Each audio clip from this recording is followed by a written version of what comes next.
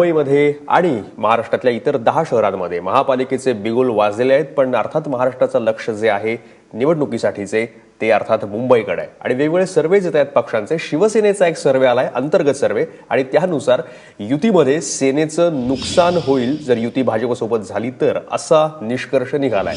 आणि शिवसेना जर स्वबळावर लढली तर 30 ते 40 जागा आता आहेत त्यापेक्षा वाढण्याची शक्यता शिवसेनेच्या या अंतर्गत सर्वेमध्ये वर्तवण्यात आलेली आहे। ऋत्विक भालेकर आपले प्रतिनिधी आपल्यासोबत आहेत। ऋत्विक, सेनेचा हा सर्वे आकडे समोर येत आहेत, दोन प्रश्न, एक, हे आकडे काय सांगताहेत, युती झाली तर, युती नाही झाली तर, आणि दुसरा प्रश्न, जर हा सर्वे सेनेने ग्राह्य धरला तर निर्णय काय होऊ शकतो सेनेच्या बाजूने?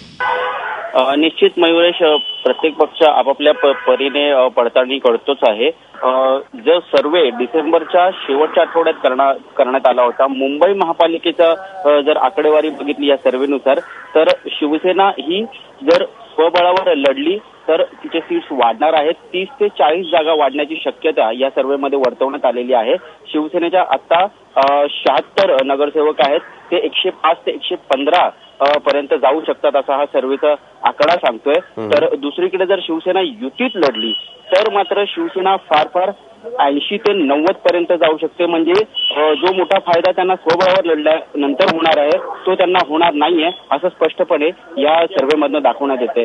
बीजेपीची मागणी आहे 227 जागांपैकी 106 जागांची।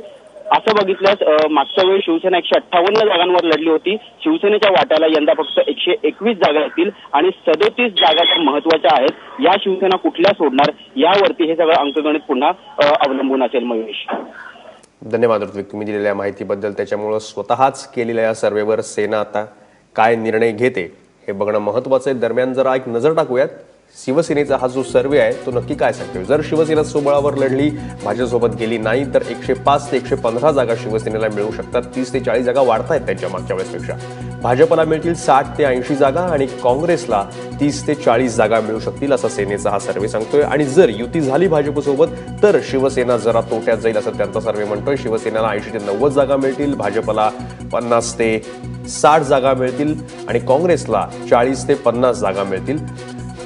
युती केली तर भाजप 106 जागांसाठी आग्रही आहे।